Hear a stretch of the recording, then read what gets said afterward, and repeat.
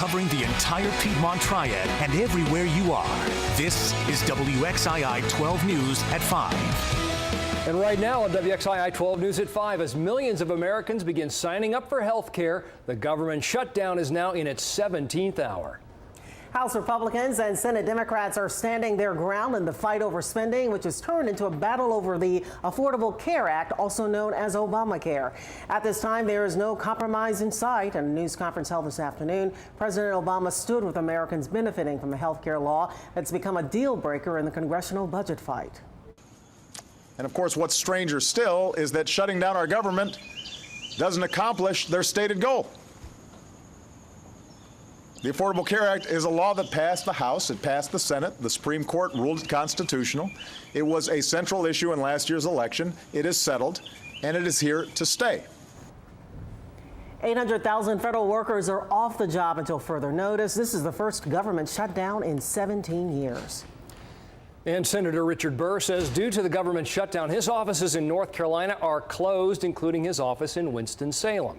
Senator Burr released this statement saying, quote, "Unfortunately, this means that my office will not be able to assist with situations involving Social Security benefits, Medicare and Medicaid, veterans benefits, immigration matters, passports, the Internal Revenue Service, securing military medals for veterans, or matters pertaining to any other federal government agency," end quote. Senator Burr goes on to say that his office in Washington will be operating at a limited capacity. In North Carolina, we're already feeling the effects of the government shutdown. Tonight, most National Forest facilities are closed. Tourists stopping to see the fall foliage along the Blue Ridge Parkway have noticed visitor centers and other staff facilities are also closed. The Parkway itself remains open. Today marks the first day of the fall fishing season along the Outer Banks. However, all gates that provide anglers with a way to drive onto the beach along Camp Hatteras National Seashore have been locked. Continuing coverage of the government shutdown ahead on WXII 12 News at 5. And remember, for the latest news headlines, click over to WXII12.com. Despite the government shutdown, the new health care marketplace began enrolling America's uninsured today. President Obama called it a historic day, noting that more than 1 million people had signed up by 7 a.m. Eastern Time. But not all went smoothly today. Our Bill O'Neill joins us now in our WXII 12 newsroom with more on that story. Bill? Cam, the new marketplace computer had a real serious overload today, forcing many people across the country and right here in the Triad to a very long wait. For people with pre-existing conditions like Jason Grant, today was supposed to be the end of waiting for health care coverage. I was expecting to log on, sign up, and be good to go January 1st. But it didn't work out that way. For 2 hours today, Jason Grant says he never got past a stage 3 error message telling him to try again. I've been looking forward to it for 2 years ever since the bill was passed. The 28-year-old after-school counselor has type 1 diabetes, a pre-existing condition that has prevented him from getting health insurance since leaving his parents' plan 2 years ago. This law means what to you? The health care law to me, it means freedom. You know, our Constitution talks about, we have the right to life, and I feel like health care is a part of it. Jason Grant says that his support of the president and the Affordable Care Act has cost him a lot of friendships over the past 2 years. He says his #1 goal right now is to sign up for health care coverage. And guys, I can tell you that he tells us, Mr. Grant, that when he gets off work today, he's getting back online. It's going to take as long as it takes for him to sign up. Back to you. All right, let's hope they get those problems ironed out. Thank you, Bill. Breaking news, WXII just learning that Wells Fargo has confirmed the news of the elimination of 55 jobs in Winston-Salem. We're told the employees were given a 60-day notice. Those whose jobs are being eliminated work for the personal and small business insurance team. Wells Fargo says it'll be working with those employees to find other career opportunities within the company. More than 50 new laws went into effect today in North Carolina. One of them allows people with concealed handgun permits to carry their weapons into a restaurant where alcohol is served, provided they don't drink. Permit holders can also store their handguns in a closed compartment in a locked car at state government parking lots or outside of schools. Another new law makes gender-based abortions illegal. It also limits coverage for abortions in insurance plans offered by cities and counties. A day after the U.S. Department of Justice filed a lawsuit against North Carolina's voter ID law, saying it suppresses minority turnout, the governor's top legal advisor says he's seeking outside counsel to defend the state. Bob Stevens held a news conference this morning in Raleigh. He says due to North Carolina Attorney General Roy Cooper's previous stance against the law, he believes the state should be defended by an outside attorney. If you were charged with a crime, would you want to hire a lawyer who had gone out on the street corner and announced publicly that you were guilty? Would you want to have that lawyer represent you? I concluded that we needed, the governor needed to have outside counsel, and in fact, that's what we have done.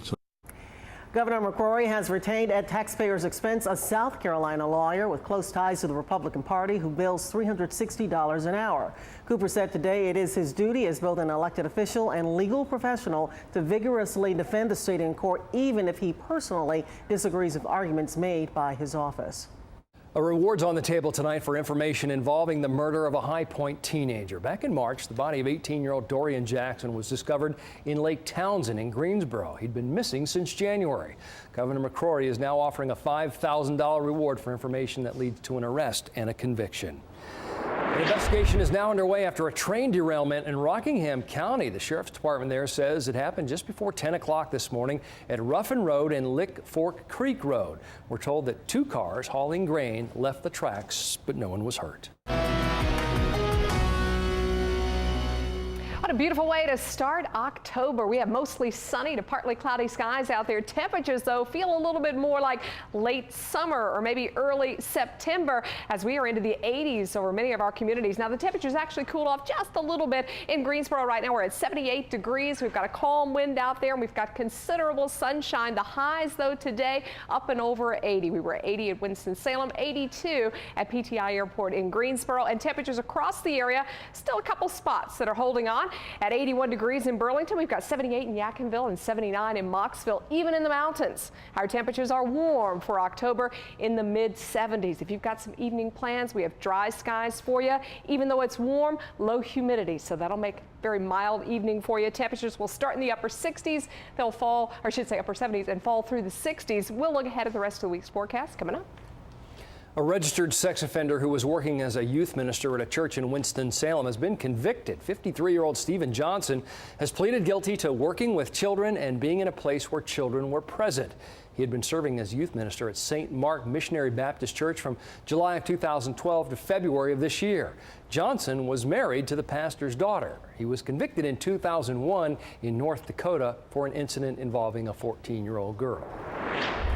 A former Mebane City Councilman has been sentenced to 17 years in prison after pleading guilty to tax fraud charges. Bob Hupman entered that guilty plea back in June. He was also ordered to pay more than $103,000 in restitution to the IRS. Hupman ran a security alarm company from 2007 to 2011. The Justice Department says instead of taking a salary, Hupman received income by using a company debit card to pay $770,000 in expenses. Hupman didn't file income or payroll tax reports on that income. Thomasville police tonight are investigating a double shooting. It happened Sunday morning at LJ's Lounge on West Main Street. One of the victims was found inside the nightclub. Police were notified about a second victim when that person showed up at the hospital. Witnesses say shots were fired after several fights broke out inside. So far, no arrests. A parent was taken into custody today after Stokes County school officials say he made some threatening remarks, forcing 2 schools to go on lockdown. Superintendent Ronnie Mendenhall says this happened at Mount Olive Elementary School in King. Most of the students had already gone home because of an early dismissal. Chestnut Grove Middle School was also put on lockdown. We're told that the parent, an Iraq War veteran, suffers from post-traumatic stress disorder. An area hit hard by job loss is counting on one truck and a lot of donations to help people. Nicole Duker has more from Randolph County. It's a town that prides itself on pottery, but this month, Seagrove is focusing on feeding the people of Randolph County. Chief Express is partnering with Seagrove United Methodist Church to fill this truck with food for people who need it.